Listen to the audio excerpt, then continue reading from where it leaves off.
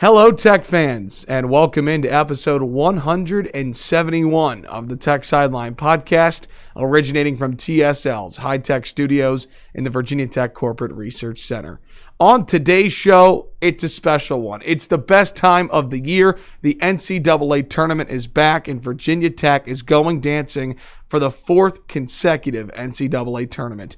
Can the Hokies make a run? They open against Florida. We break it all down here on today's podcast. Plus, Virginia Tech women's basketball, as we record on Monday, March 15th, hope to hear their name called in today's NCAA Tournament selection show on Monday night. We'll talk about the women's basketball team. Wrestling begins the NCAA championships this week. Softball and baseball with news this weekend. All that and more coming up, episode 171 of the Tech Sideline podcast that gets started right now.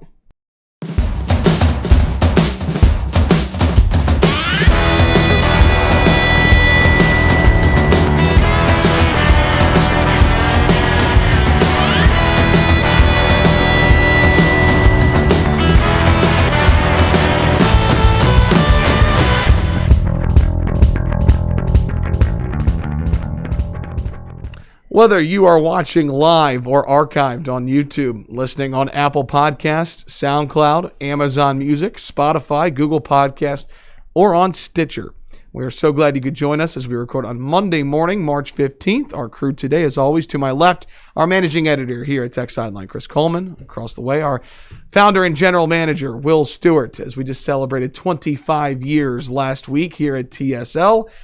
Behind the scenes, the best podcast producer in the land. He is Malcolm Stewart, and I'm your podcast host, Evan Hughes. It's great to have you all with us. We have our YouTube live chat up and going. A lot of tech news to get through today. If you have a question for Chris or for Will, go ahead and put it in the chat. We will get to those at the end of the show. And hey, Will, if you're watching on YouTube right now, it's a great way to consume the Tech Sideline podcast, live or archived.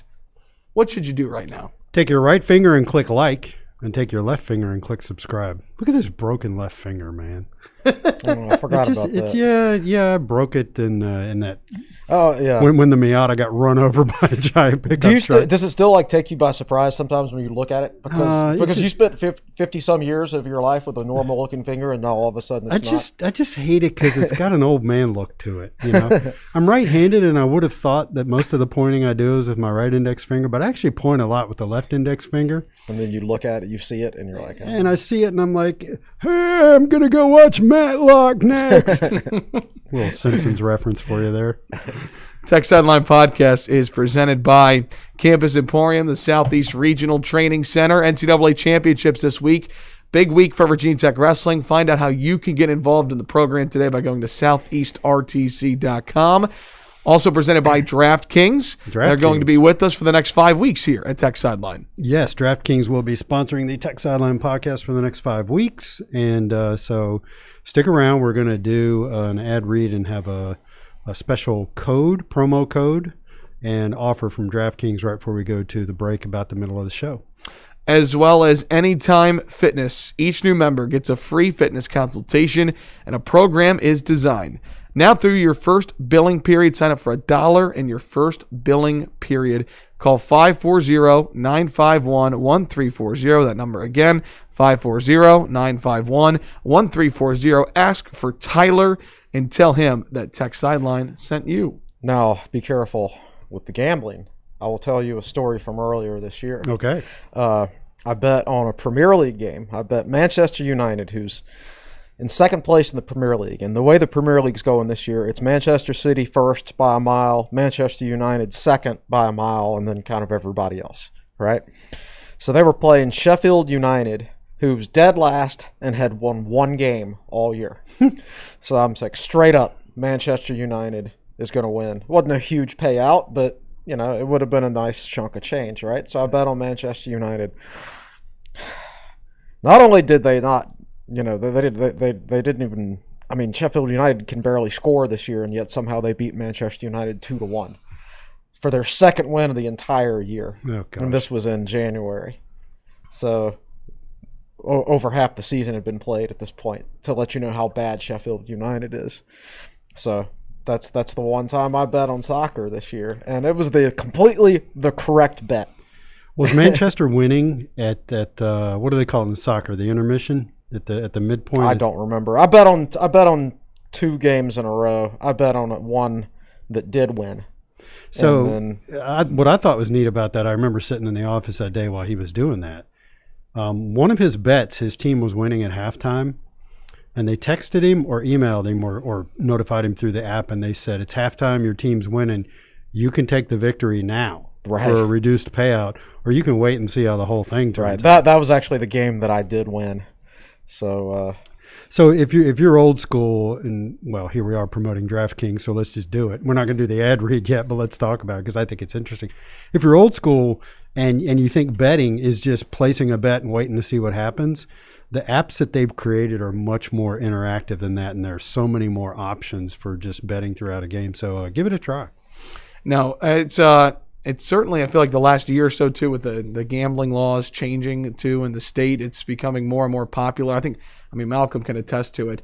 I don't partake, but the amount of my friends that are interested in just betting and money line and covering, I mean, it's like all college kids do is just bet. Seriously. Yeah, all my friends do it. Yeah, so they sure do. I can't wait for the casino to open in Dan Vegas. We've always called it Dan Vegas, and now I figured out we all knew that was coming.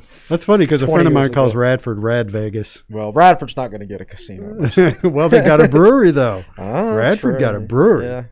What a busy show we have today. It is the best time of the year. The thing that is stuck in my head right now is the da-da-da-da-da-da-da. We'll hear it a bunch the next 2 weeks, but we've waited 2 years as sports fan for the NCAA Tournament to return. It is back. The Hokies are playing in their 4th consecutive NCAA Tournament, a program record. We'll talk about it all today. The Hokies is a 10 seed. Will play the 7th seed, Florida, in the South region. It got announced late on Sunday night. It's a 12:15 tip on Friday on CBS with Jim Nantz on the call. So and Bill Raftery. Yes, we have the A-team on the call. Very excited about that. What I like is it's the very first game of the NCAA Tournament. Yeah. Well, with the exception of those play-in games, which I don't think should even exist.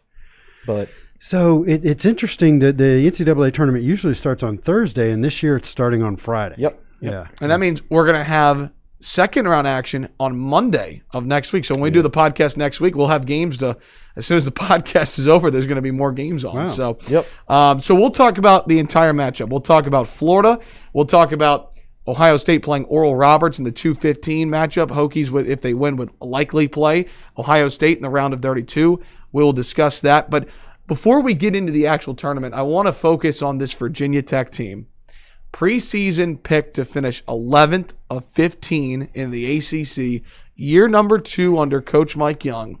Keve Aluma, eligible for the first time this year. Cartier Jada, the transfer of Kansas State, we didn't know about. Guys, you remember, we didn't even officially get to do a basketball preview podcast just because there was so much going on with the football season. Right. We didn't know a lot. And then this team goes out and beats Villanova, makes a name for themselves. They finished 3rd in the regular season in the conference. Just how impressed have you been with this team this year making it to the NCAA tournament? So I'll answer this way. I will admit that as the season went on, I remember one year, I don't remember what year this was, but it was 2 or 3 or 4 games into the ACC season, and Tech won their first 2 or 3 games, and there was a day where they were at the top of the ACC standings. Actually, it may have been when they were 1-0. So I go to ESPN, and there's Tech at the top of the ACC standings, so I screen capped it, and I said, enjoy it while it lasts. Now, this was sometime in the past, because I knew it wouldn't last. I kind of had that feeling a lot of this season this year where Tech got up into the top 3 in the ACC, and I thought, it's cool, but I don't know how long that'll last. And the answer is it lasted weeks and weeks and weeks. And one of the, I think, more interesting stats come out of the last few weeks is Virginia Tech has been in the AP poll for 14 weeks this year. That's the 3rd most in program history. There were a couple of years where Tech was in every single poll. It was Buzz's Sweet 16 year they were in every single poll, and the 06-07 season, I believe. Oh, I can't remember. No, it couldn't have been 06-07. It was 95-96, yes, where they were in every. So they were in 18 polls and 20 polls, and it was 100%. This year it's 14 polls, and that's the third most in program history. Mm-hmm. So that's I'll bet that's the stat that sticks with me. So you ask yourself, man, how did this? Because I thought 11th, I think they'll do better than that, but why not be in third? To me, it was Aluma's offensive capability. It was Justin Mutz being a way better player than I expected. Mm-hmm. For the first probably 2/3 of the season, it was Hunter Couture taking a big step up. He's kind of leveled out since COVID started. Taking charges throughout the majority of the year, right? Yes, and he hasn't taken a charge since COVID started, I believe. That's right, he hasn't. And I could probably name some other things, but just guys being better. And at this point, I'm willing to admit that Mike Young is a better coach than I thought. I'm really impressed. I've told you guys before that the moment where I realized that Buzz Williams was an elite coach was when he lost Justin Robinson, and 2 games later he had restructured his entire offense, and they closed out the season so strong. You basically didn't realize it until right at the end of his No, I knew he was good, but I don't throw the word elite around. I think Buzz is elite. I knew it when he changed defensive schemes in the middle of the season. Yeah, and I remember that you and I having that conversation. When was the year before? That was the year before. Yeah. His next to last season, and we couldn't play a lick of defense. Yeah. So we changed to something, quite frankly, that resembled the pack line in the middle of the season. Yeah. Which is extremely difficult. I'm not going to say it's as difficult as like switching from a 3-man front to a 4-man front in the middle of football season, because it's not. But that's actually downright impossible just about. But it's still one heck of a piece of coaching to do that in the middle of a season like that. But enough anyway, about Buzz. Yeah. This is the year that I really started to think, man, Mike Young he's a really, really good coach. Not just good, but really good. And depending upon what happens in the coming years, I may toggle him from really good to elite. Chris, preseason 11th of 15, what surprised you about this Virginia Tech team this year? How are they an NCAA tournament team? What surprised you from November to now? Aluma scoring is basically what surprised me. I thought he'd be a good defender. I thought he'd be a good rebounder. I didn't think there would be games where he'd be scoring 25 or 30 points like we saw several times. There was nothing to indicate that he was capable of that from his 2 years at Wofford, but I think Mike Young, his player development has been quite good throughout not only the course of his Virginia Tech career, but obviously with the course of his Wofford career as well. So players develop under Mike Young. I think that's the big thing. And also I didn't know exactly what Tech would get out of Mutz. I thought he would help. I thought he would certainly play a lot, but I didn't think he would be Virginia Tech's starting power forward every single game of the season. I actually thought they'd get more out of Cordell Pimsel than they would Justin Mutz, because Pimsel was coming from a great program. I thought, Aluma was the 4 at Wofford, and I thought he would probably start at 4 with maybe either Ogiaco or Pimsel starting at 5. So that was the little bit of a surprise to me that Mutz was able to come in there in the preseason and just make that spot his own just like that. And he's a guy that kept getting better too. Like his best game was his last game. And those are some big dudes he was going up against UNC. Ideally, if Virginia Tech hadn't been on COVID pause, they might have won that game, because they played 40 minutes of basketball twice over the course of over a month. Yeah.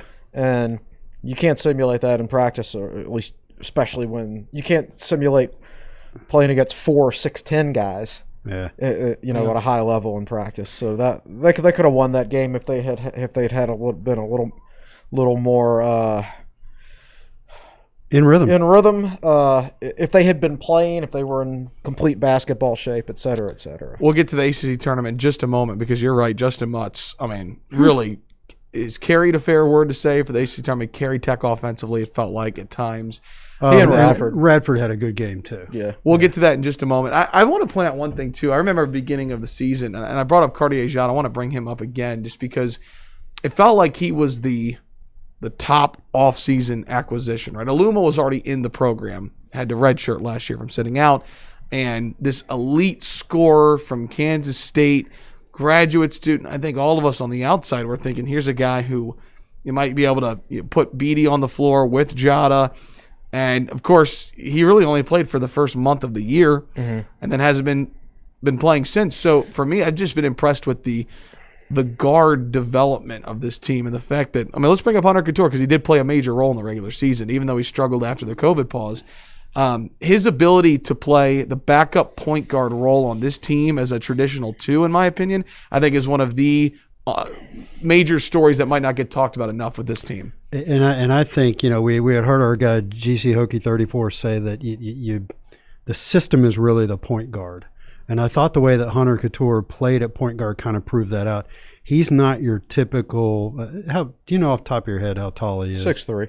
He's a combo guard. Yeah. He's a shooting guard who can play point. But quite frankly, so is Malcolm Delaney. Malcolm Delaney was a shooting guard who could play but point. Couture's not a guy who can take it to the rim. We thought Jada was going to be that guy when they needed it. And he was in the 3 or 4 games that he played. That he was here, yeah. But that's all. That's another thing I'll remember is Couture was able to be effective at point because really the system kind of it's a different kind of system as far as that goes. Yeah, and we'll never know if this is true or not, but I sort of think losing Jada might have been for the best. Addition by subtraction? Well, no, what I mean by that, he seemed like a nice kid. Right. I've got nothing against him personally, but the fact of the matter is he was a grad transfer point guard learning a brand new system.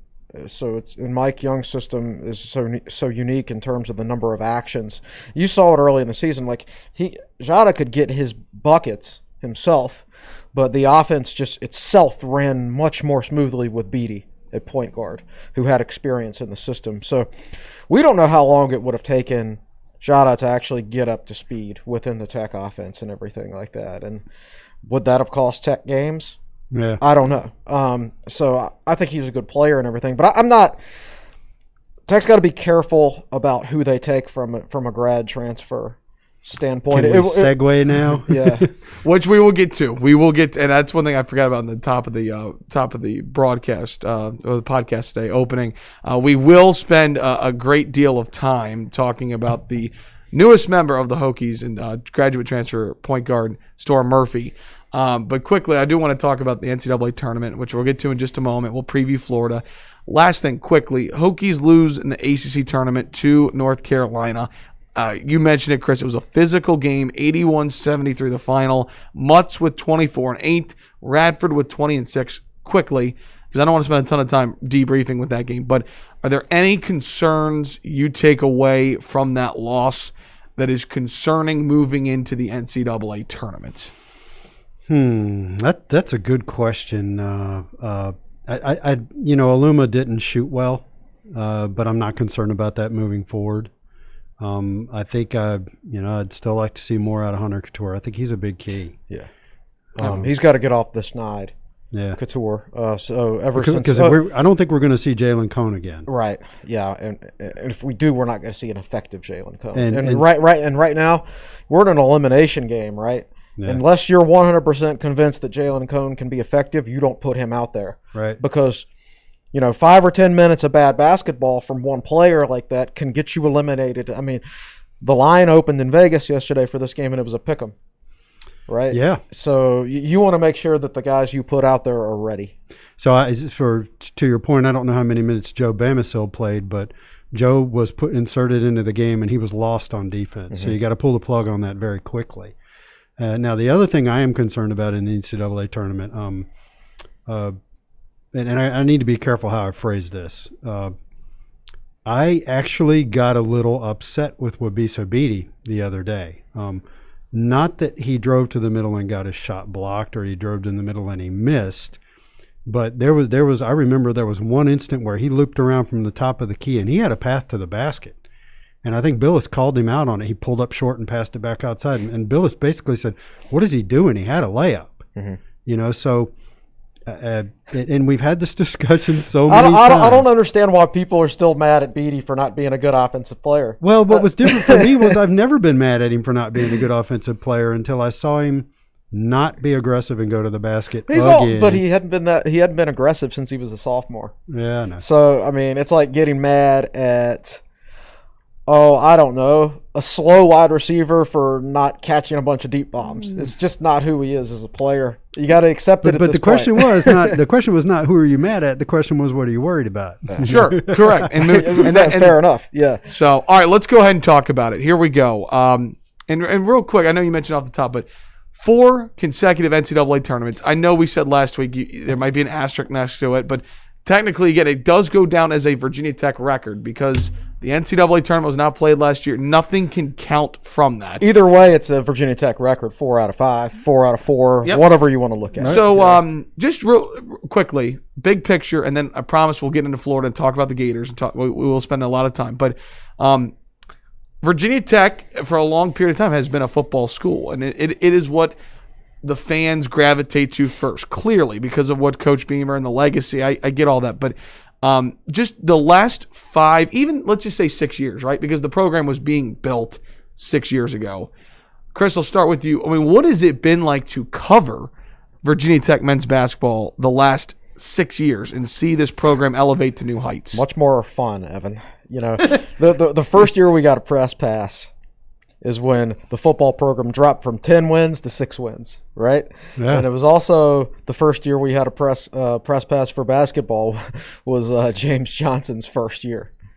So basically the football program dropped off the map, and then the basketball program completely collapsed. Jim Weaver always behaved as if giving TSL press access would bring about the end of the world, and it kind of did. It kind of did from a wins-loss perspective.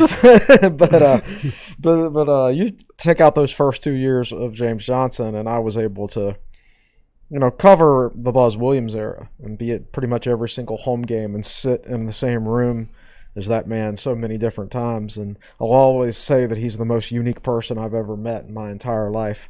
So from that standpoint, I'm really glad I got the opportunity to cover it. And then obviously I wasn't in a room with Mike Young at all this year, except for one time when I saw him at Kroger, right? No, not Kroger. Jersey Mike's. That's the only time. He likes Jersey Mike's. He sounds like a Mike Young He thing. loves him some Jersey Mike's. But it's a great spot.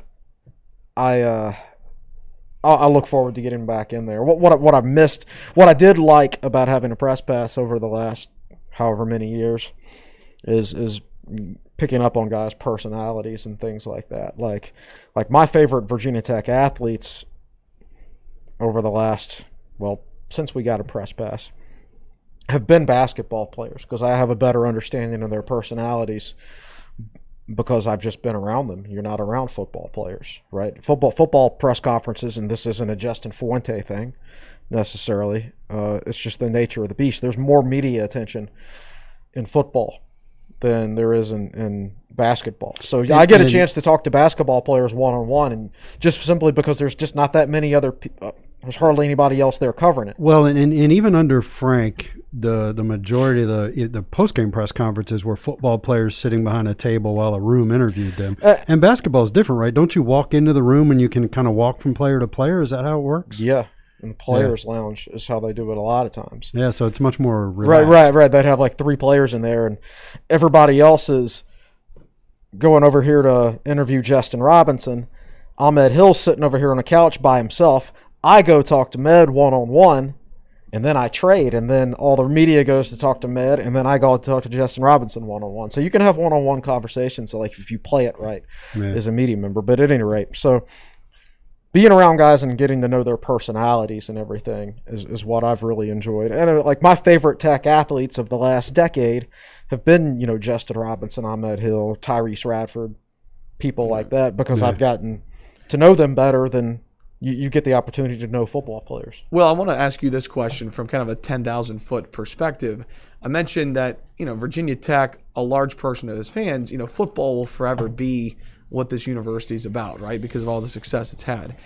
How do you think the fan base over the last 6 years has grown to love Virginia Tech basketball even more than they already did? Let's start from like 2016 on. How have you seen it from a fan base perspective? I think that the progress has been incremental. That's a good question, so let me figure out how to answer this. I go back to the Sweet 16 appearance against Duke. And we've seen some intense games in Castle Coliseum. But and Tech's won some big games in Castle Coliseum. They've beaten number 1 teams, top 5 teams. But that atmosphere in the what do they call the arena now? Time Warner? No. I want to call it the Cap Center, but that's not what it is. But that atmosphere in there was big time that day. And I knew I was seeing people that otherwise didn't go to Tech basketball games because it was up in Northern Virginia. Very few Northern Virginia fans make Tech basketball games, and that's understandable, you know. I'm not really answering your question. I feel like there's been incremental progress, but you go back to the Seth Greenberg days, and Castle was filled to capacity every single game, and it wasn't even that way when Buzz was having his most success. But there are other factors that affect that kind of thing. It's the reason we don't need a 10,000 seat arena. Right? And I agree, and that's a whole other topic, yeah. And that's kind of worth a podcast in and of itself, as we always say. But I do like that this is 4 straight NCAA tournaments now, where if you're a Virginia Tech fan, even a peripheral one, you get to fill out a bracket with Tech's name in it. Mm-hmm. That's a big part of the process. And the Sweet 16 was a step, and then the daggone coach left. You know, so I think whatever you've seen so far, you will see it grow exponentially if an ACC championship happens, mm-hmm. or an Elite 8 or a Final 4 happens. And I witnessed this watching, you know, again, Sportswar owns TechSideline.com and theSaber.com, a UVA website. And, you know, UVA has a long basketball history dating back to, I think they got really intense about it in the 70s when they had Wally Walker and those guys. Then, of course, they had Ralph Sampson, et cetera, et cetera. But even a few years into the Tony Bennett tenure, I remember the first year they won the ACC regular season championship, I believe, if I'm remembering things correctly. They had an early season game where they got smoked by Tennessee by like 35 points. And I remember watching, because I have access to their analytics since our parent company owns both sites, and where things really took off for them was when they got to first place in the ACC and stayed there. Mm-hmm. And I can't remember if they won the tournament that year or not. But there are triggering events that really cause the rise in interest to be exponential. And Tech is not there yet. This has been a nice build. And I think the fans are really getting behind Mike Young, and they like Mike Young. But when Mike Young wins an ACC regular season championship or wins a tournament, that's when you'll see it blow up big time. Yeah. That's a long answer. I have an equally long answer. And mine's not quite as positive as Will's. Yeah. Tech wandered the basketball wilderness from a conference standpoint for 2.5 decades. 50 years. Well, that's true if you consider the fact that they all the way back to the beginning of the ACC. Right. So, you know, Tech was only in the Metro for 15 years. That's true. You know, basically when Tech basketball got put on probation, it killed the program. And then the Metro disbanded and it moved to the A10. And that really killed interest then, because instead of playing Louisville and Memphis, you're playing Fordham, St. Bonaventure. Yeah. Nothing like a first-round AC or A10 tournament game against Fordham, buddy. Followed up by a matchup against 2-3 zone Temple. Right? In the 4 years that Tech was in the A10, those were the only A10 tournament games they won. Fordham. So that killed interest in the program. And it also doesn't help that Tech was never in a high-profile conference. Even the Metro, it had some good teams, but it wasn't the ACC, and that's why you see opposing fans make fun of so Tech fans make fun of UNC fans because it's like they only like the basketball team, they're bandwagoners, they don't care about football. Well, you know, UVA fans make fun of UNC fans and Tech fans because there are a number of people out there that are like a UNC basketball fan and a Tech football fan. I know some people like that. I mean, and it's not just Tech and UNC. I know a former Virginia Tech football player who's a Duke basketball fan over Virginia Tech. Yeah. I know, a friend of mine who's a Virginia Tech graduate is a Maryland basketball fan, right? And so, and I remember putting a thread up on the TSL Pass subscriber board back a month or so ago. How many of you have the ACC network and have access to basketball games and blah, blah, blah. And a few of the responses in that thread were, I had it during football season, but I canceled it when football season was over because I didn't need it anymore. In other words, I'm not interested in basketball at all. Right? So this is not, I think the basketball fans that we do have are great. But I'll put it. I get texts from a lot of people during football games, and I have one little group of people, maybe like 3 of them. In fact, yes, it's 3 total in a group text that text during basketball games, and that's pretty much it. I don't hear from anybody else during basketball games. So yes, the Tech fan base for basketball is growing, but it's basically got 3 or 4 decades of wandering to make up for, yeah. Right? So that's going to take a while, and you know,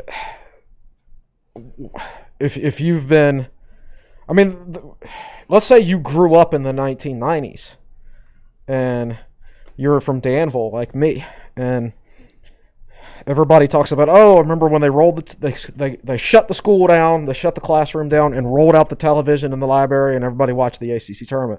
Well, that's accurate. That's what we used to do in Southside Virginia. And I remember in 1996 when rolled out the TV to watch the ACC tournament, and then the next Friday, I asked to roll out the TV to watch Virginia Tech in the NCAA tournament. No, you can't do that. And they looked at you like you had 2 heads. You're an idiot. Yeah. Right? And that's actually one of the reasons I grew up hating the ACC. I hated the ACC. Yeah. I respected it. I enjoyed watching it.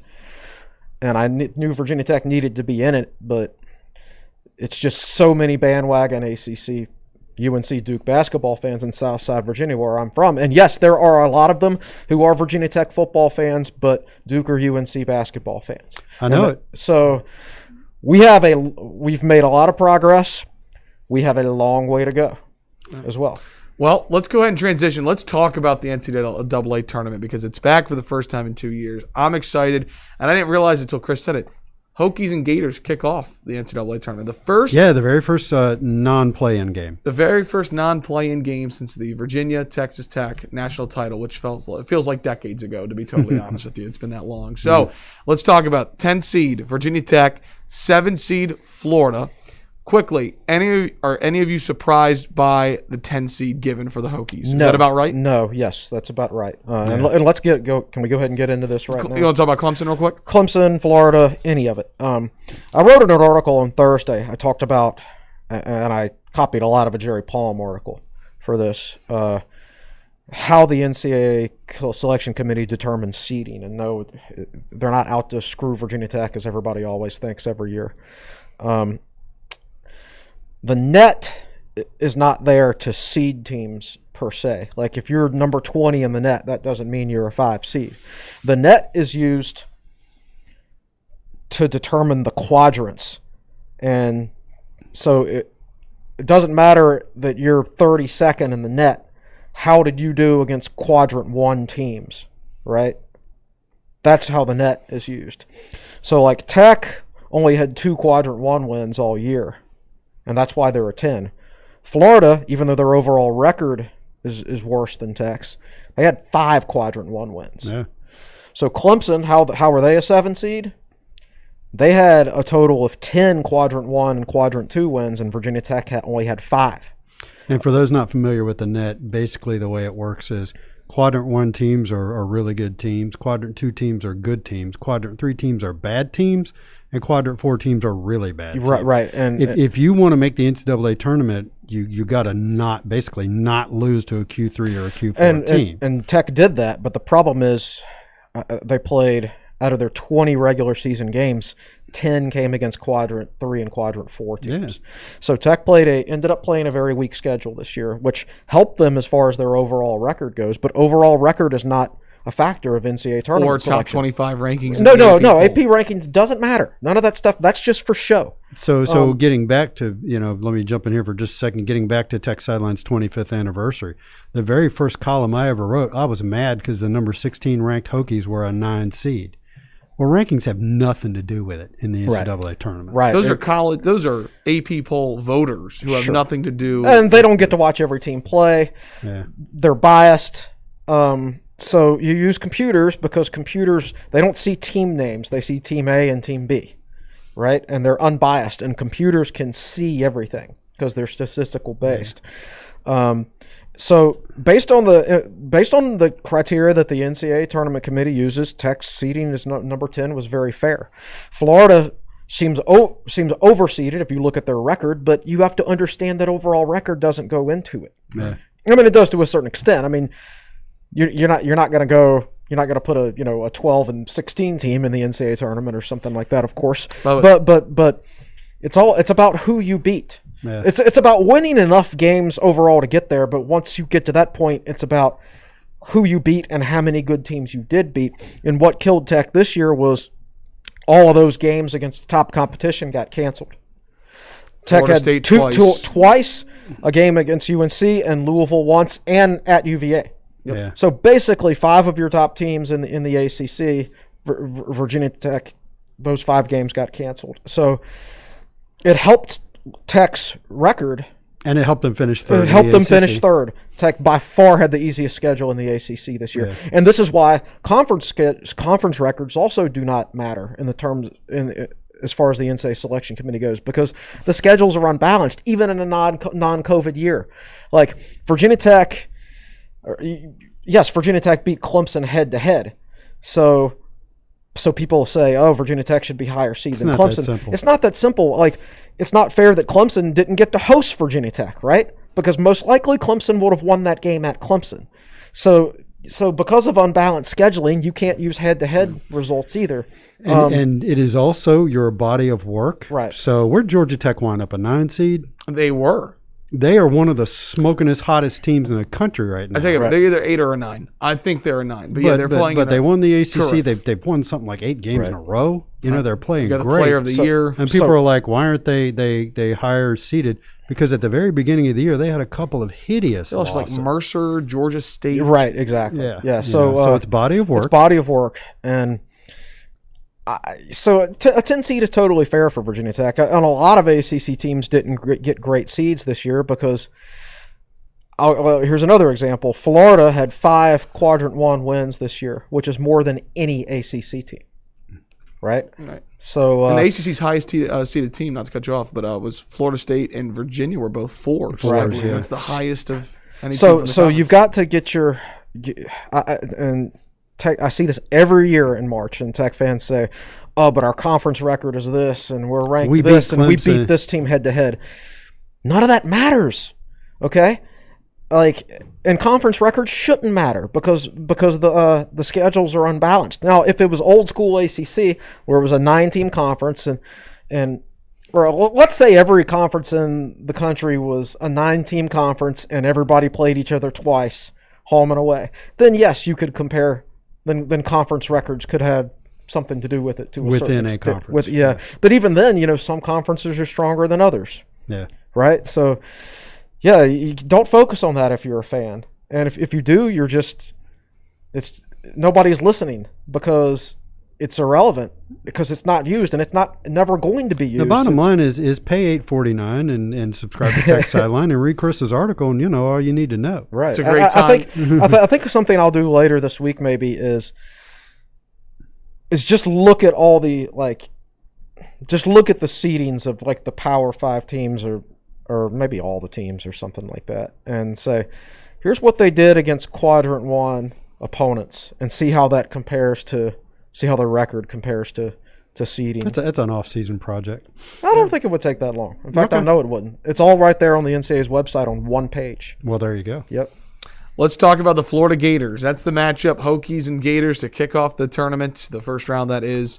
Or I guess I take that back. You got to say second round. You got to say tip off the tournament, not kick off the tournament. Oh, you're right. It's a good point. Yeah, probably shouldn't kick it there right at the beginning. Florida and Virginia Tech, the Gators on the season. We've got an article up on techsideline.com right now. The Gators on the year 14-9, 9-7, but we just talked about. Let's not talk about the records. You mentioned what they've been able to do this year. The They're 40th in offensive efficiency, 37th in defensive efficiency, number 37 overall in Kem Pomeroy ratings. And again, with the 5 quadrant 1 wins, a huge reason why they are the 7th seed. Chris, let me start with you. You've had about less than 24 hours to look at this Gators team. What jumps out about the strengths of Florida? Well, they have 4 starters who average in double figures. There would be a 5th, but one guy only played in 4 games. I'm not sure if he got hurt or opted out. But yeah, they have so many starters that can score. They're 5th in the country in block shots, 5.4 blocks per game. No kidding. And I think they're balanced. You just said it, 37th in offensive efficiency, 40th in defensive efficiency. But at the same time, Virginia Tech is very balanced as well. I think Tech is 55th and 54th or something like that.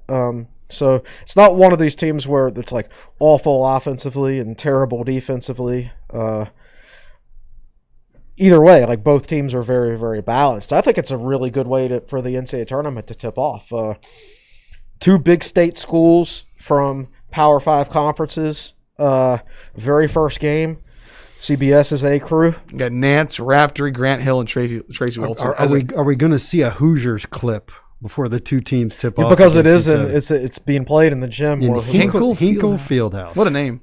Yeah. Home of Butler University. This is why college basketball is great, even once you get past the Power 5 level. Is all these schools like Butler, the mid-majors and things like that, they have a lot. There's some really unique gyms around the country. Yeah. Like I actually was looking at the pictures you posted on the TSL Twitter account of that field house, and it just has a unique vibe to it. Yeah. And I think it would be really enjoyable. It would be enjoyable for football as well to go around to a bunch of different football stadiums. But like if you put me on a bus and said, okay, you can pick 20 places to go this basketball season, which 20 coliseums or field houses or venues would you pick?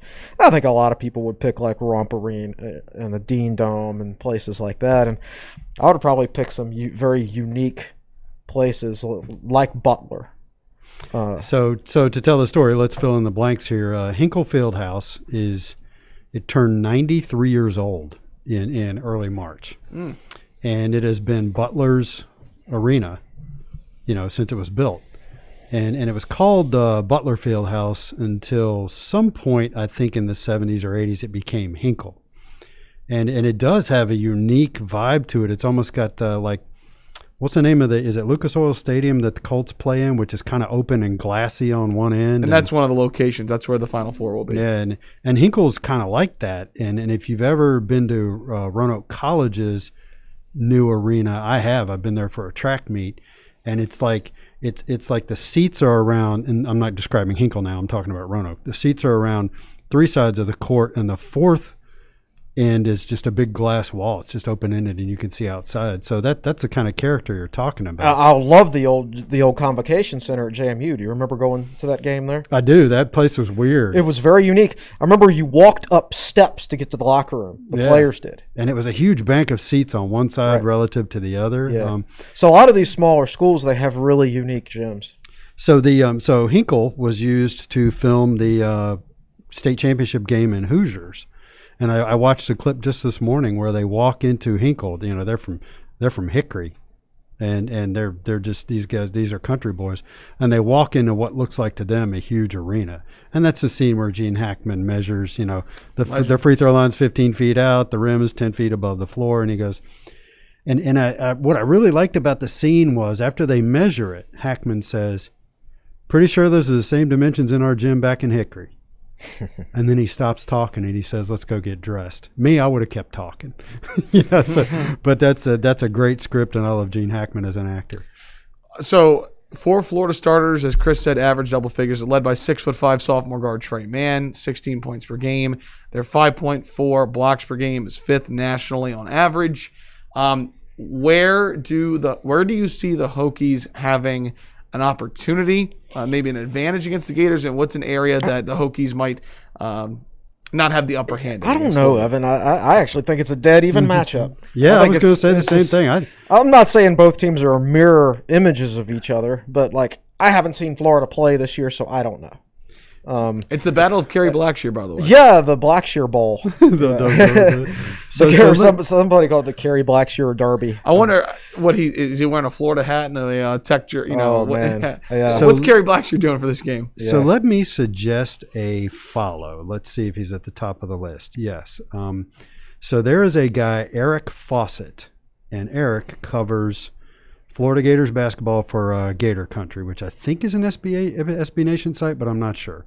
So on Twitter, he is Fawcett7, EFAWCETT7. And Eric appears to be a fairly smart basketball guy because, like, last night, he's already watching film on Tech, and he tweets out some of Tech's offense against UNC in the ACC tournament. And he says, let me tell you from the bottom of my heart, I love Mike Young's offense at Virginia Tech. Their ball screen into rip series is absolutely devastating. With that being said, I desperately hope the Gators are prepared for it, please. And so Mike Young has a reputation of being a good scout. And I thought the game plan against North Carolina was phenomenal. Oh, it was. We just ran out of gas. Just couldn't get it done, And so I think I don't know anything about Florida or their coaching staff, but I know that Virginia Tech's got a coaching staff that can scout a team and put together a good game plan. Do that and hit some shots, and we'll see what happens. Yeah, I do like Tech's chances to win this game. Yeah. I watched a little bit of the Ohio State-Illinois game on Sunday, and I mean, Ohio State's good. Now, let me tell you, they lost to Illinois, but Illinois is a national title contender. Right? Yeah. I'm not gonna lie to you. I was listening to ESPN Radio on the way over here for the podcast, and this one guy was talking about how he thinks Illinois is the best team in the country, and they should be the favorite to win it all. I mean, you can make the argument because obviously, Gonzaga went unbeaten, but who did they play? Right. They have to be the number one seed overall because they went unbeaten, but at the same time, they didn't exactly. You don't play Murderers Row in the West Coast Conference. They schedule what they can, and then they're stuck with their conference schedule. Right, exactly. Yeah. And this year you couldn't schedule what you. They did play UVA though. UVA coming off COVID. Right. Yeah. If Tech gets past Florida, they've got a substantial challenge in the second round. But hey, it's better than being an 8-9. Yeah. And here's the thing: I don't know if winning the North Carolina game would have gotten Tech off the 8-9 line. Because Carolina won it, they're still an 8 seed, right? Yeah. So actually losing that game might have helped Tech. It might have knocked them off the 8-9 line.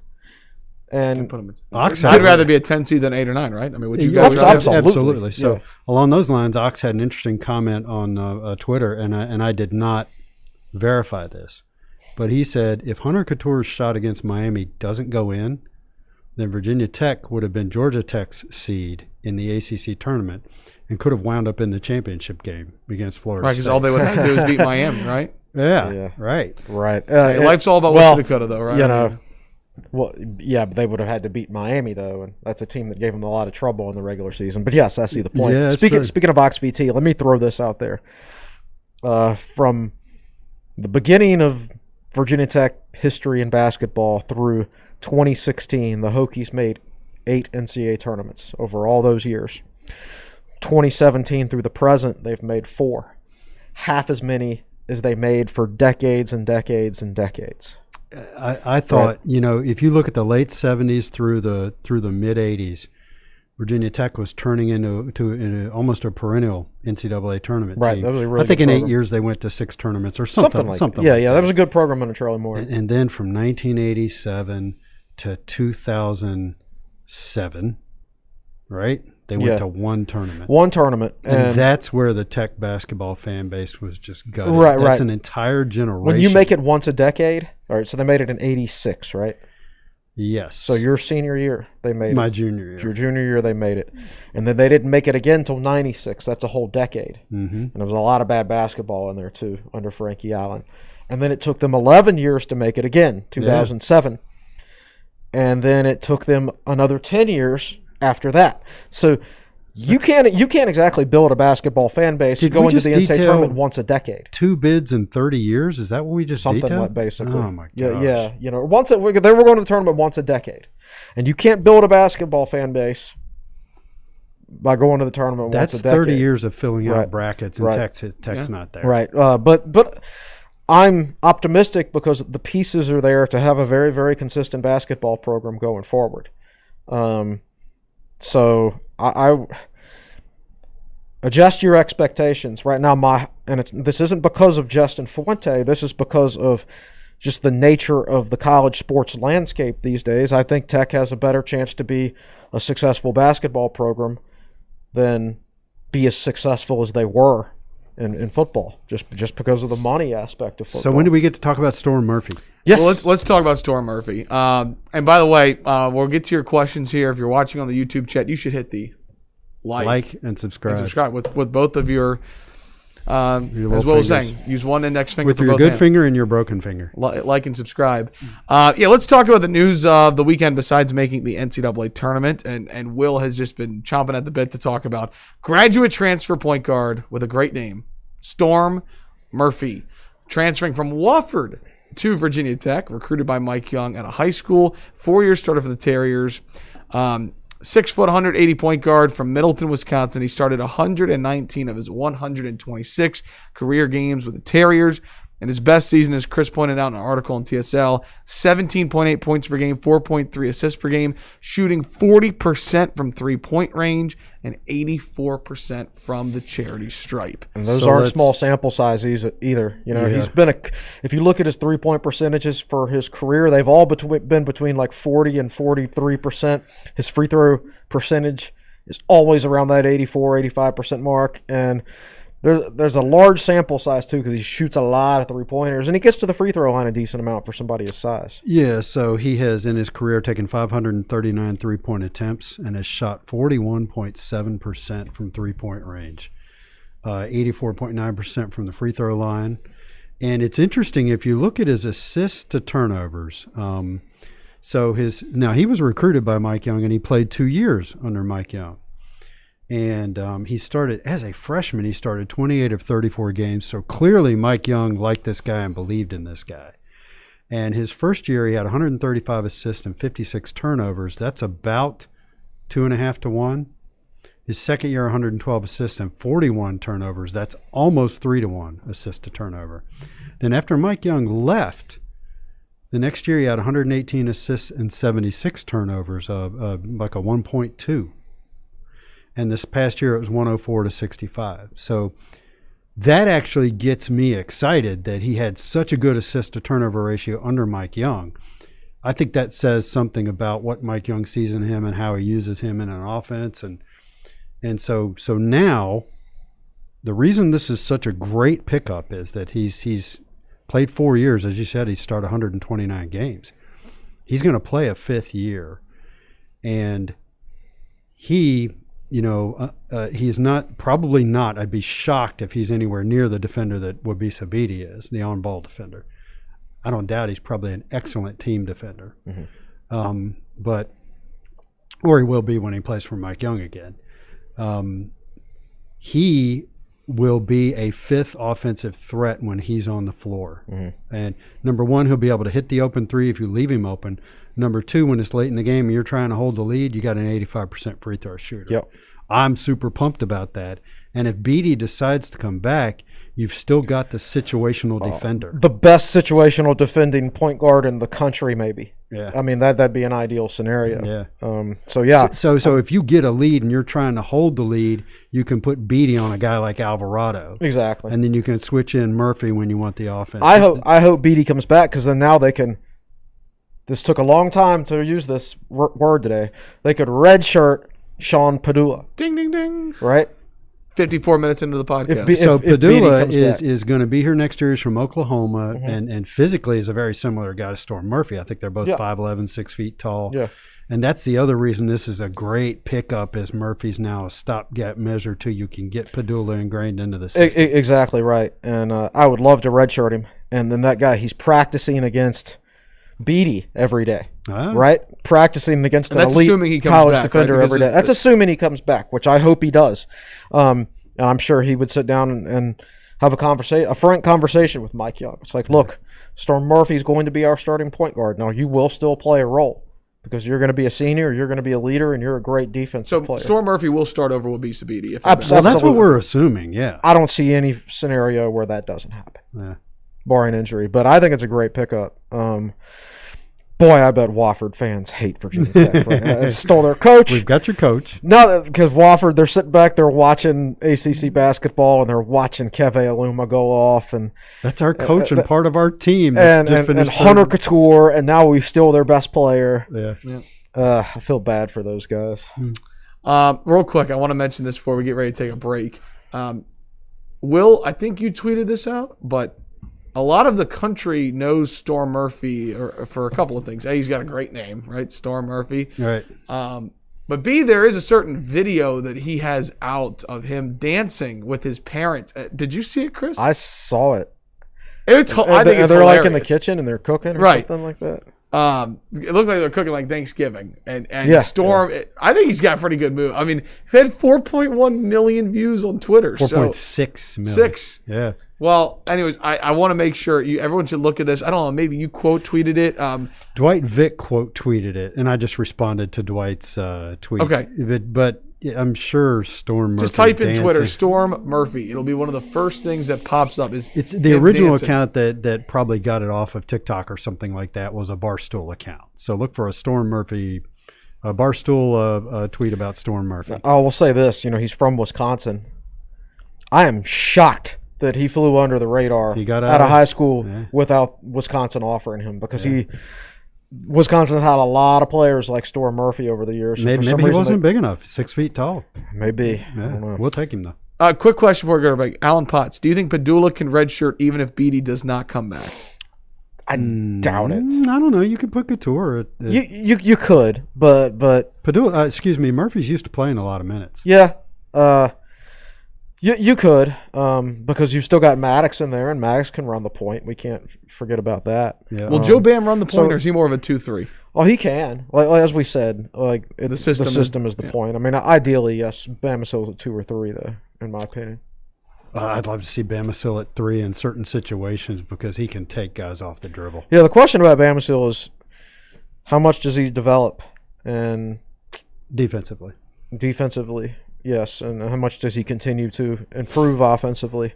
Yeah. Naheem Aline is a very inconsistent player. Yeah, he can go off for 20 on any given night, or he can score 0 points on any given night, and that can vary from half to half.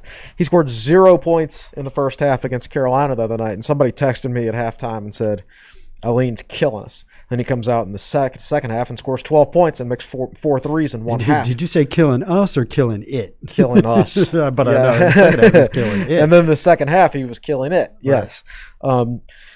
So Tech needs some more consistency. That's going to be an interesting battle next year. All right, so we know. All right, we don't know, but I'm going to assume Storm Murphy is the starting point guard. I'm going to assume Tyrese Radford is starting. I'm going to assume Justin Mutz is starting. I'm going to assume Keve Aluma is starting. That other starting spot, to me, I think Aline's a solid player, and he can continue to get better. But if Bama still has a higher ceiling, how much does he improve from year 1 to year 2?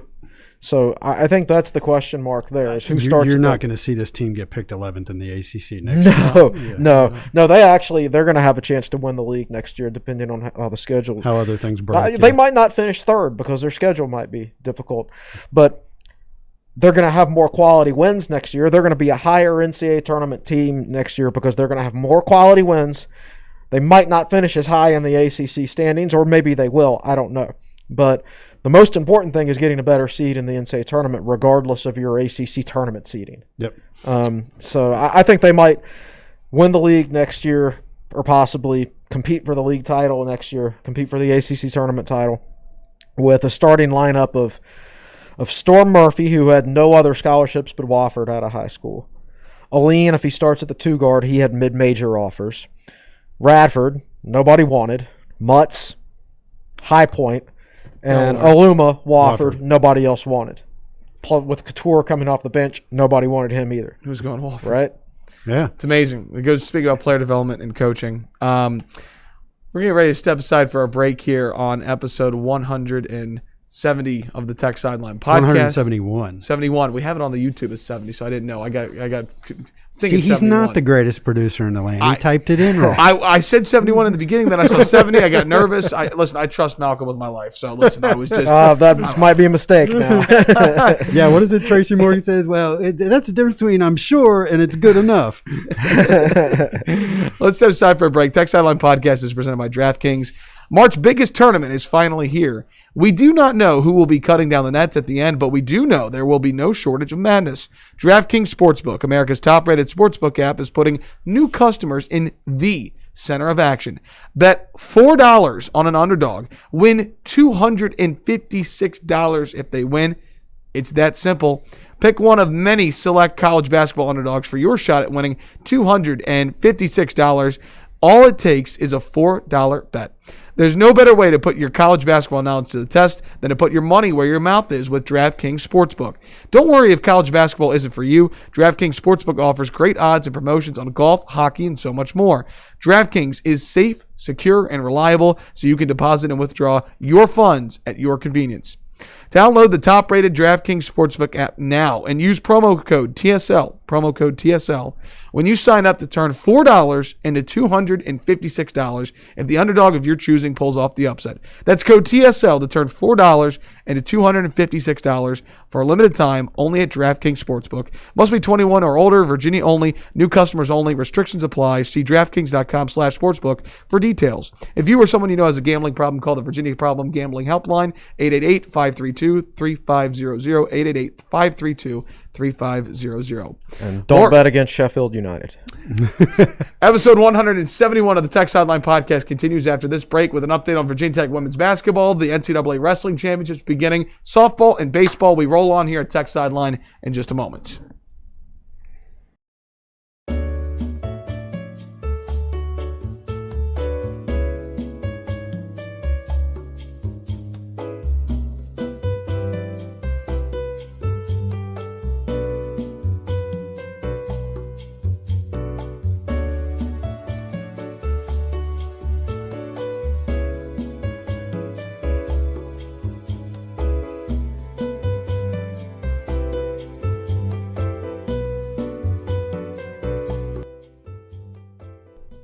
Welcome back in, episode 171 of the Tech Sideline Podcast. So great to have you with us. Evan Hughes, Chris Coleman, Will Stewart, Malcolm Stewart behind the scenes. Hope you enjoyed the music as we were enjoying during the break. And I hope you read that DraftKings promo about 10 times while the music was playing. Promo code TSL. Promo code TSL. Go ahead and get right to it. So we talk a lot about Virginia Tech men's basketball. I want to spend the next 10 minutes. We're going to go rapid fire here because I want to get to questions that we have. We're about an hour and 6 minutes in. I want to start with Virginia Tech women's basketball. We are recording on Monday morning, March 15th. So if you listen to this on Tuesday or Wednesday, the news will already be out. But Virginia Tech looking to become, for the first time in program history, that men's and women's basketball making the NCAA tournament together. It's never happened before in the same year that women's hoops and men's hoops have made it together. I'm looking at ESPN.com 64-team bracket. Charlie Cream has Virginia Tech right now as a 8 seed playing the 9 seed South Dakota State in the Riverwalk region. If they win, they would play Texas A&M. Well, I hope he's wrong and they're either a 7 or a 10.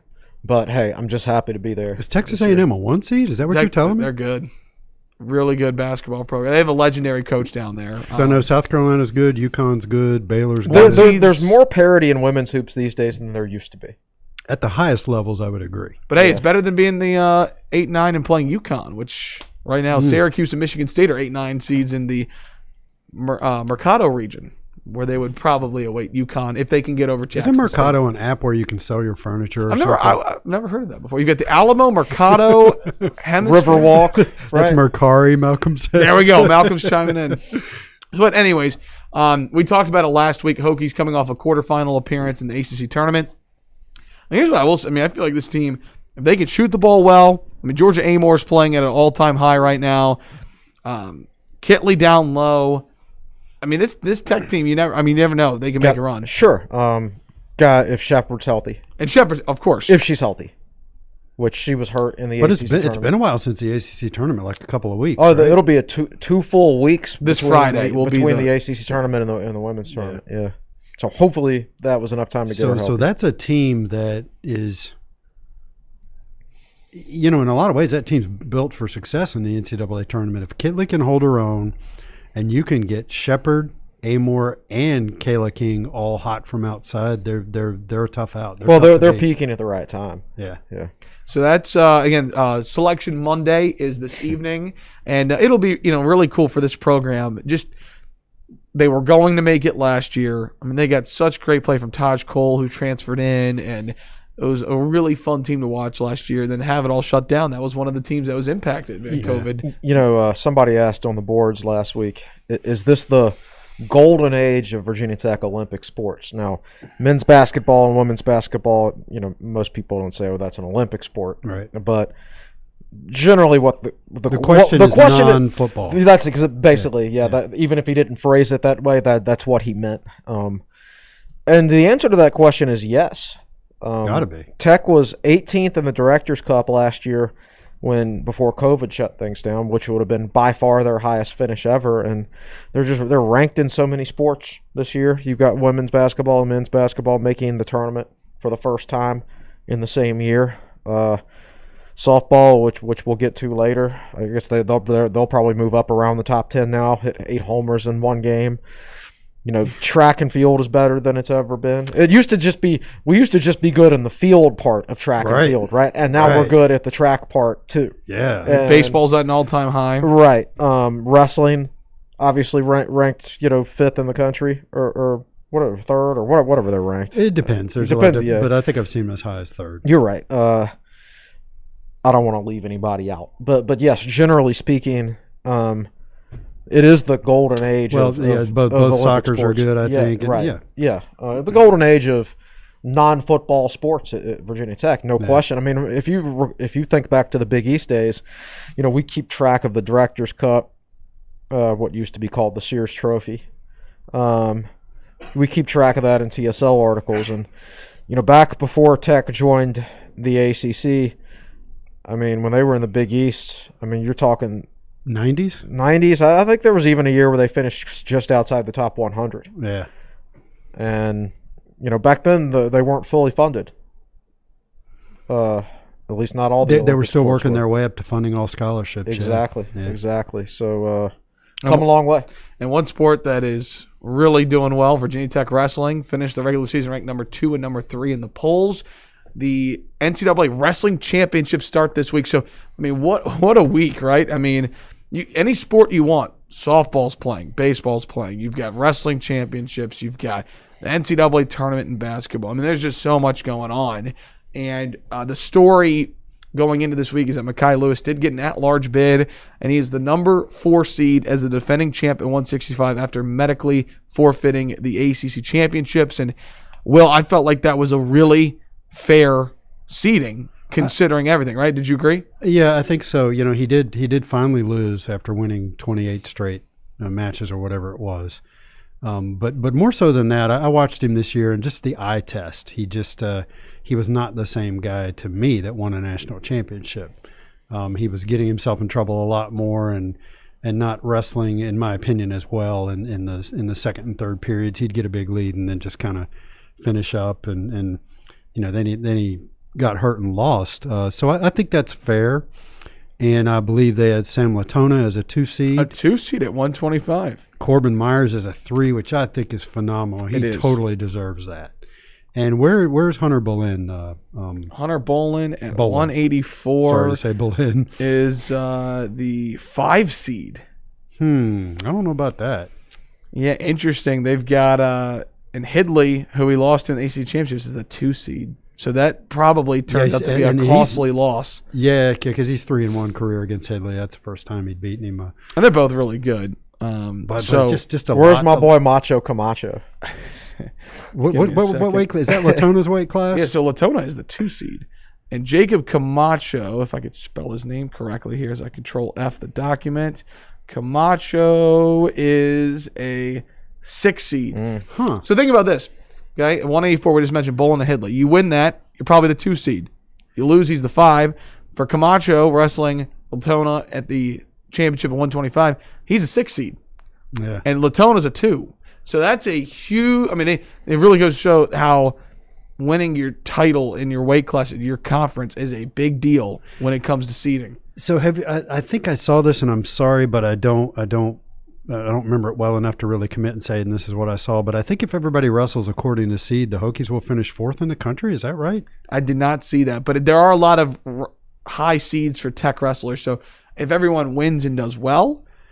Well, the benefit to having the high seeds is you can rack up bonus points early. Correct. If you wrestle to your potential and major decision a guy or pin a guy. By the way, worth mentioning, if what do you like to call him again? Camacho. Macho If Macho Camacho, Jacob Camacho of North Carolina State wins his first 2, and Sam Latona wins his first 2, they will meet in the quarterfinals of Friday morning. It looks like the quarterfinals of the winners bracket.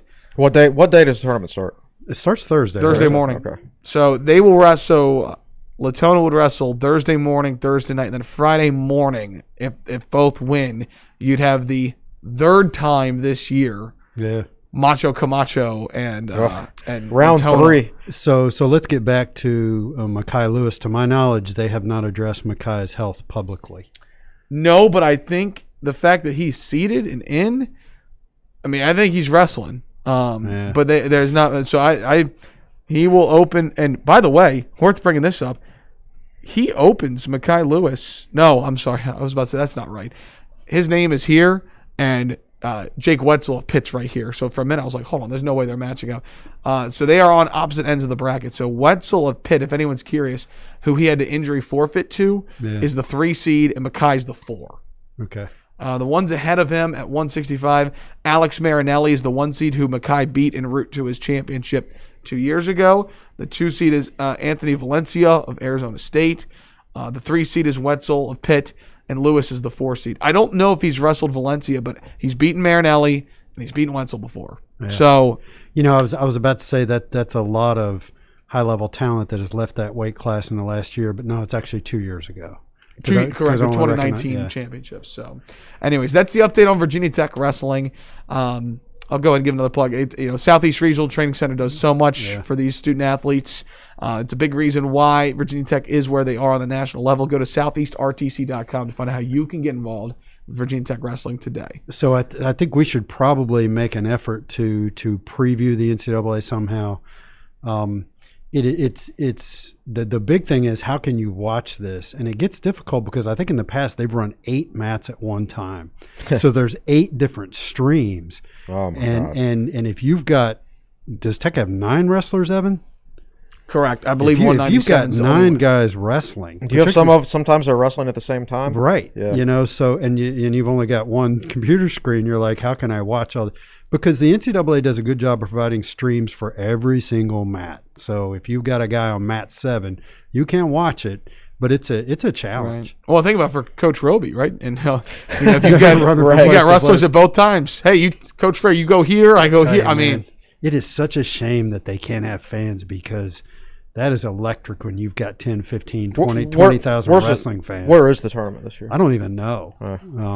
Because they're going to have fans at the NCAA men's basketball tournament. Yeah, not many, though. It just won't be the same, man. No. I thought what little I watched of the Illinois-Ohio State game on Sunday, that game was played in the venue that the Final Four is going to be played in Indianapolis. And I thought it was a decent – I don't know how many people were in there, but it sounded – I want to say they're allowing 15% in. Okay. I agree. I popped in for a minute, and I thought it – Yeah, I thought now granted, my basis of comparison is the 0 fans that were in Castle Coliseum all year. It is so weird to go back and watch full games where the stands are full, because we've gotten used to not watching. Well, when I was at the baseball game Saturday, I was sitting with a friend of mine at his table down the first baseline, and we were marveling at the atmosphere of the baseball game, and we were talking about how the student section, we'll call it.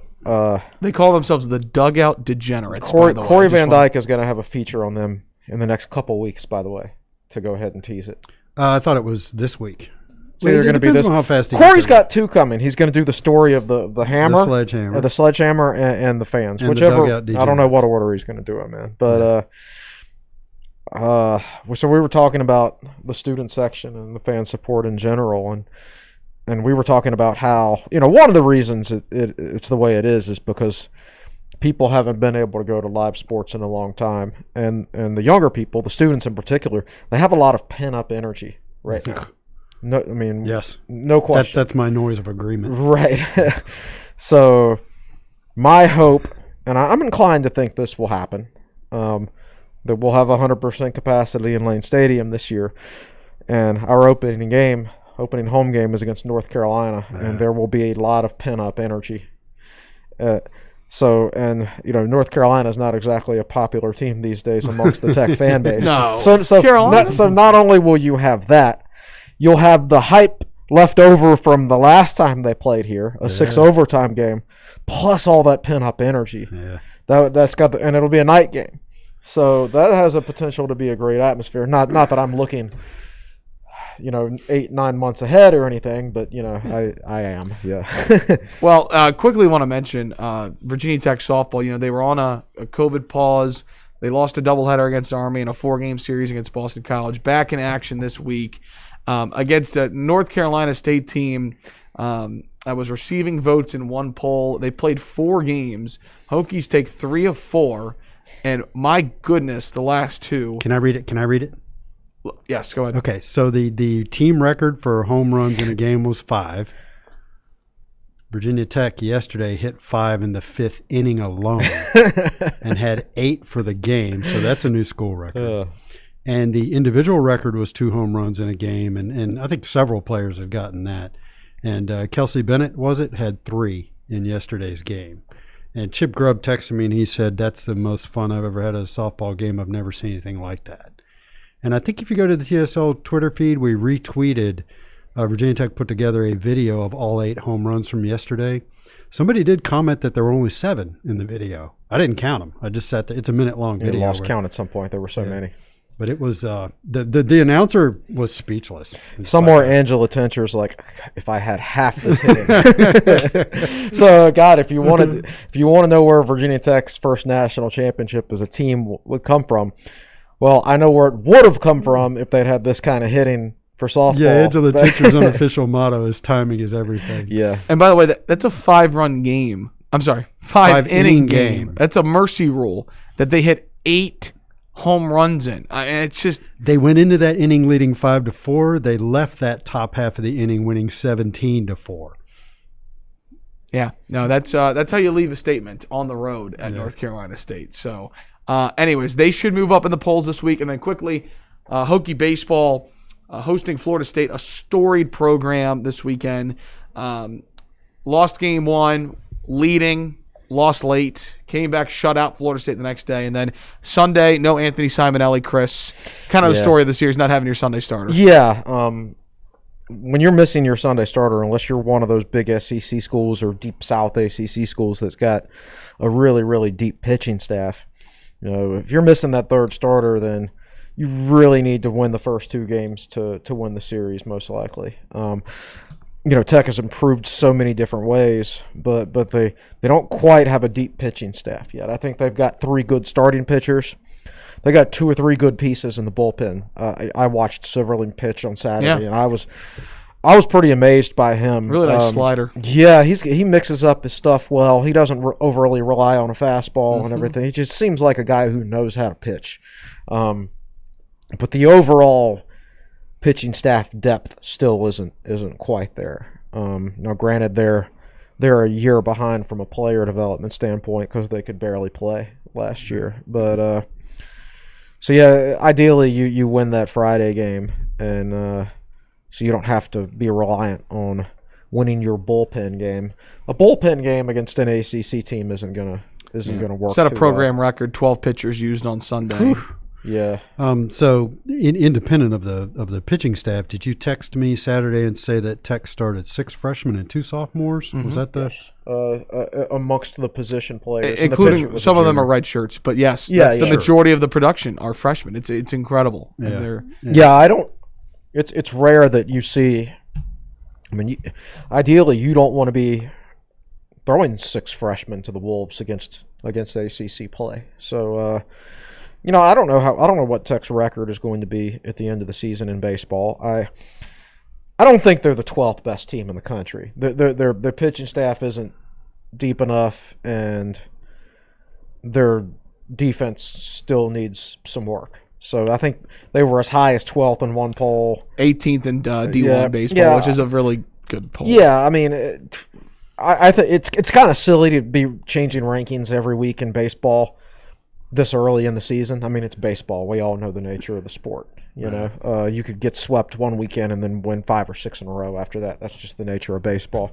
But that said, that they are a solid team, and you got to be excited about the future with that many young players. I don't think they're going to lose. I mean, I think Hurd's a senior. Tanner Thomas They is a senior. They got 3 seniors, one of which is a position player, Tanner Thomas, and then 2 pitchers. Yep.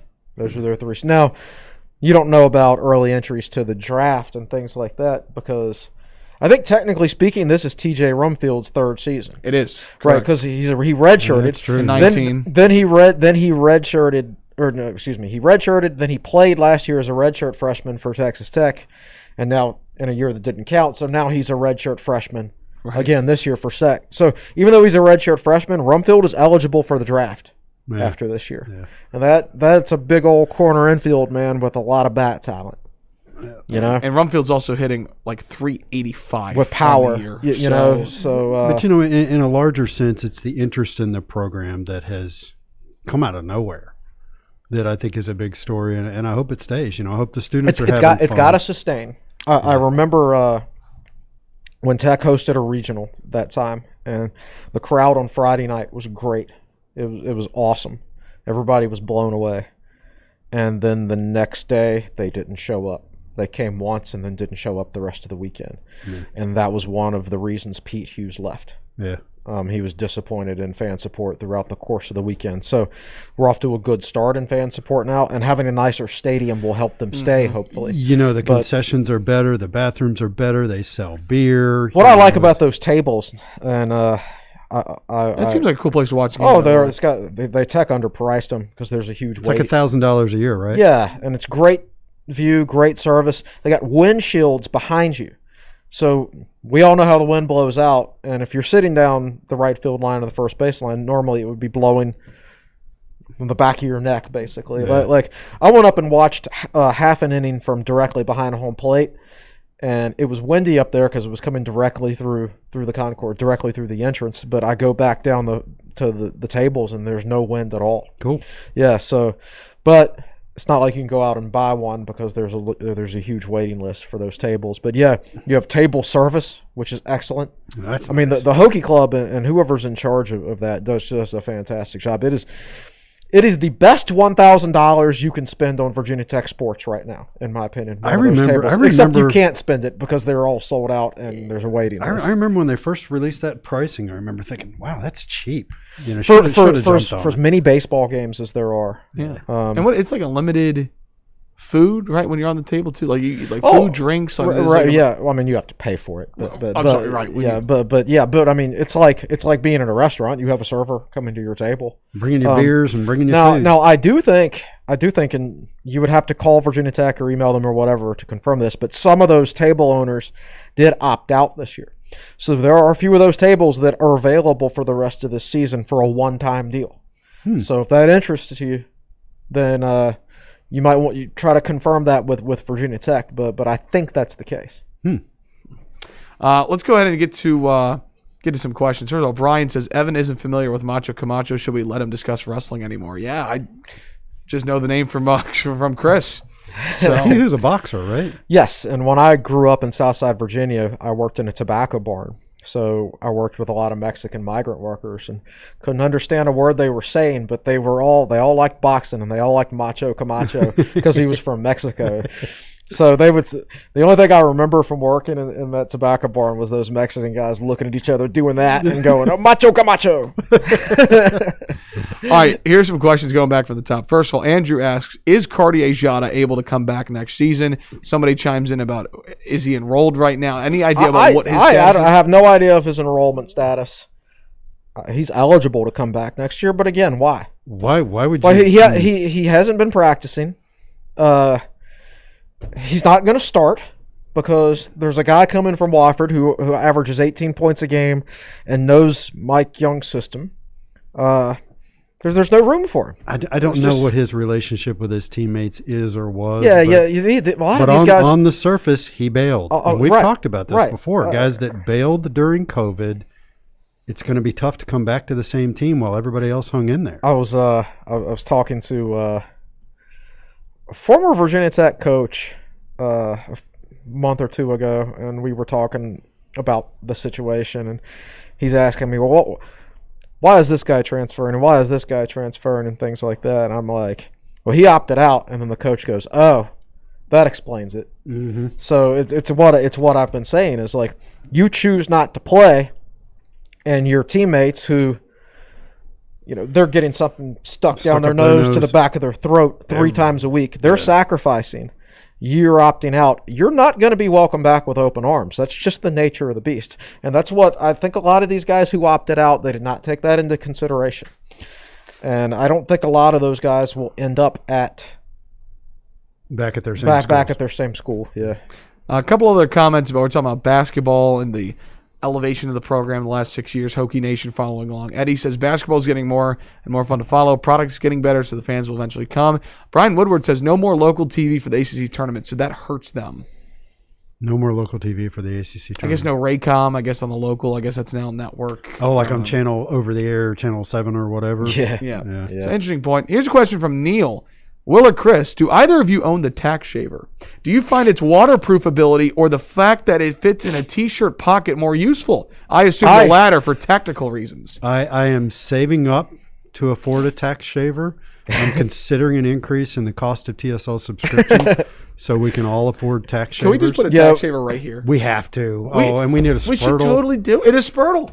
My roommate, his parents got him a Spurtle for Christmas, and he didn't ask for one. He goes, his parents are just like, yeah, we watched the AC Network so much, we thought it'd be funny to get you a Spurtle. So we have a Spurtle that's in my house right now, by the way. That's awesome. I'll send pictures. We have a Spurtle. That's fantastic. I'm actually a tack shaver. I've actually, for a joke, thought about ordering one just to see what it's like. I'm going to the Caribbean in May, so I could take it with me and shave underwater and see if I get electrocuted. I tell you what.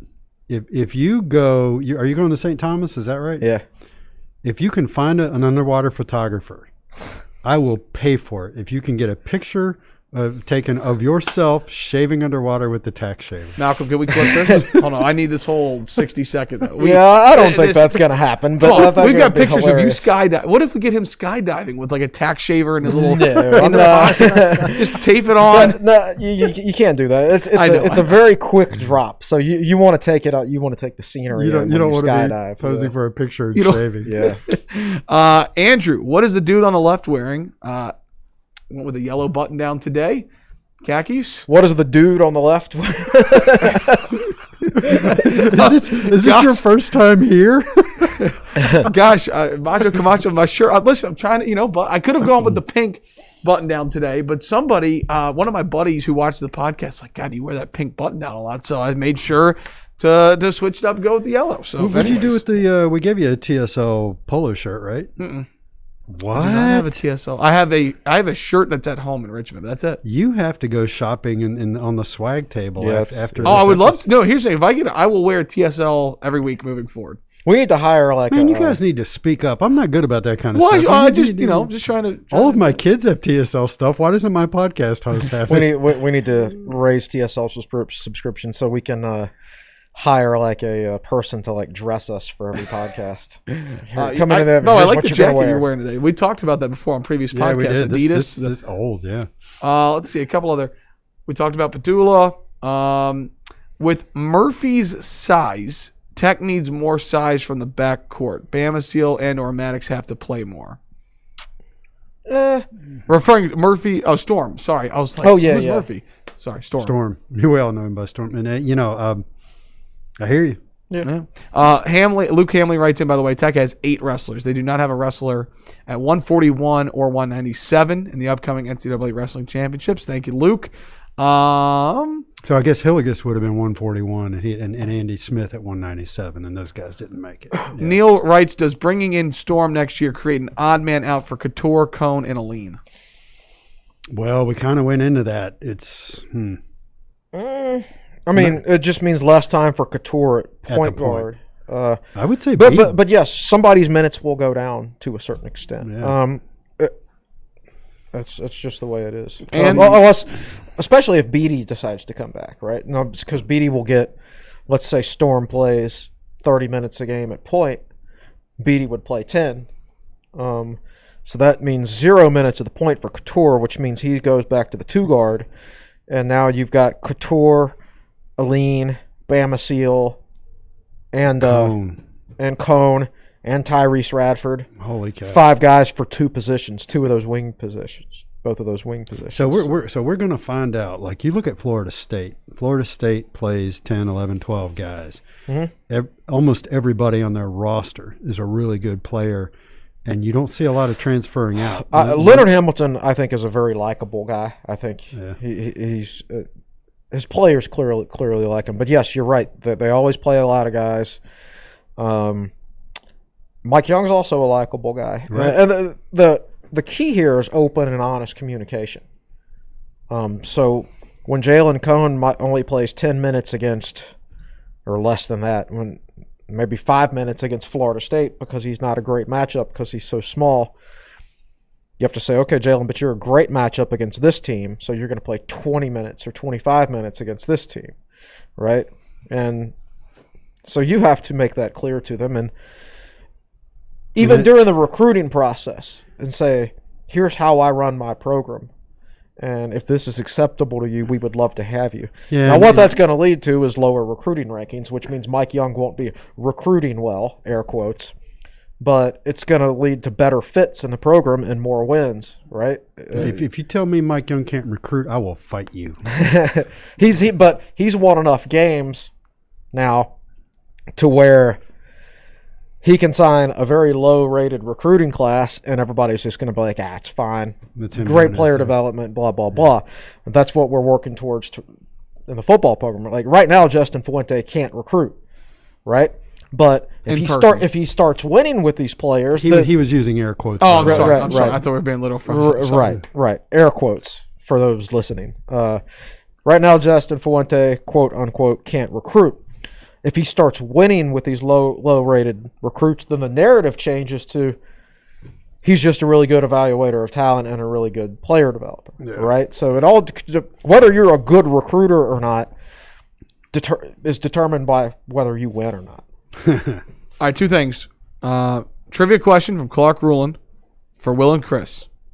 Which color uniforms did Tech wear more in 2020-2021 season? Orange or maroon? Virginia Tech basketball? Lord. Correct. Orange. That's a random guess. It's got to be orange. Will and Chris are ding, ding, ding, correct. It's surprisingly orange, as Clark writes. What are the numbers? 6 in orange, where the Hokies went 4-2, and 4 in maroon, where they went 2-2. There's your trivia. A lot of gray and a lot of white, right? A lot of white, a lot of gray. Honestly, Clark's dialed into that stuff. I'm not. You know, the thing is, like, I think in football, our regular maroon uniforms look great, but I don't think they look as good in basketball. No, they do not. Our best basketball uniforms are clean home whites, in my opinion. Well, I watched the softball team over the weekend, and they were wearing whites on Saturday. I think may have been Friday, and I thought they looked great. You know, and that's not a softball girls joke. I thought the uniforms looked great. Yesterday they were wearing all maroon, and I was kind of like, Final thing, by the way. How about a little Ryan B? Is Wofford officially the Develop League for Virginia Tech basketball? Yeah, it kind of seems like it doesn't. That's funny. Yeah. I mean, Couture, Aluma. Couture, Aluma. And Storm. And Mike Young. I like why that's a pretty part of South Carolina down there. It's a nice little campus. That's the nature of the beast these days in sports, man. Yeah, so Google their arena. I can't remember the name of it, but it's a new arena. Yeah, it's like 3 years old. Might be Mike Young. I think Mike coached there 1 year. It was the owner, or I guess now the former owner of the Carolina Panthers, basically built it for them. Yeah. It's a neat place. Those small arenas in basketball can be fantastic. Well, I don't know if you consider the Siegel Center one, but I tell you what, it is an incredible atmosphere. A VCU home basketball game. I've been there for high school state championship games, but not a VCU game. It is an because you're right on top of the court. I mean, like we say that about Castle. No, like I mean, the stands are right here to the court. It's loud. I've never been in the Siegel Center. I've actually been in the Richmond Coliseum before. Yeah, not for a basketball game. You know they're closed down right now. Yeah, Richmond Coliseum. Yeah, it's seen better days. Here's a well, not a trivia question, but here's a fun fact. I own the old Metro Conference banner that used to hang in the Richmond Coliseum.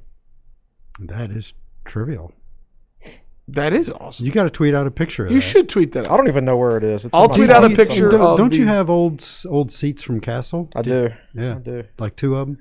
So you tweet that out. They're so heavy. I think it might be 3 of them because they're like the old seats in Castle. They were the original seats, right? Put in there in the 60s. Yeah, so this isn't a new style seat where it's an individual seat. They're all welded together, metal. So if you want one, you can't have one seat in Castle Coliseum because it's like 3 of them that are all welded together.